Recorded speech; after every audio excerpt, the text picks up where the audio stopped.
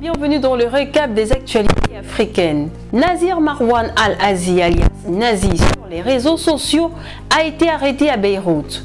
Âgé de 25 ans, cet influenceur d'origine libanaise mais de nationalité gabonaise s'est récemment retrouvé au cœur d'un scandale explosif. Il affirme détenir des vidéos et enregistrements audio compromettants mettant en cause le président gabonais Brice Clotaire Oligui Nguema. Selon lui, ces éléments seraient suffisamment sensibles pour faire vaciller le pays. En échange de son silence, Nazi aurait exigé du gouvernement gabonais une somme astronomique, 6 milliards de francs CFA, soit environ 9 millions d'euros. Deuxième actu. Un vent nouveau souffle sur les relations entre les États-Unis et le Mali, le Burkina Faso et le Niger, qui s'étaient distendus après la série de coups d'État entre 2020 et 2023. En témoigne la visite de 3 jours à Bamako début juillet de Rodolphe Atala, directeur adjoint pour la lutte contre le terrorisme au Conseil de sécurité nationale de la Maison-Blanche.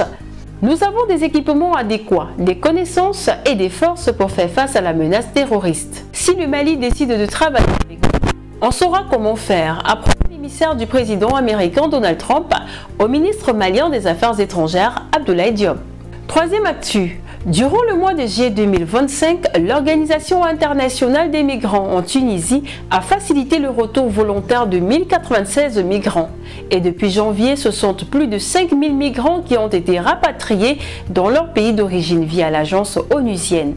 Cette accélération des transferts s'explique par la dégradation des conditions de vie des exilés dans le pays. Durant la première partie de 2025, 5336 migrants ont pu bénéficier d'un retour volontaire depuis la Tunisie, a indiqué l'Organisation internationale des migrants jeudi 31 juillet. Au total, ces rapatriements de migrants ont été réalisés via 12 vols charters et 202 vols commerciaux vers 25 pays.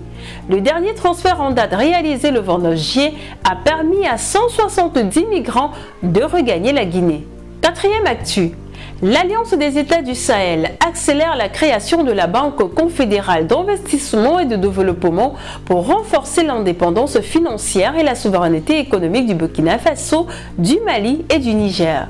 Cette initiative marque leur transition après leur sortie de la CEDEAO.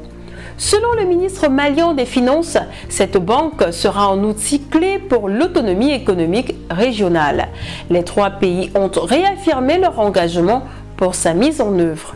Fin de ce sommaire sur l'actualité africaine. Abonnez-vous à la chaîne si ce n'est pas encore le cas.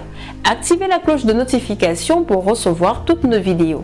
N'oubliez pas de visiter notre site d'information www.filiradar.com.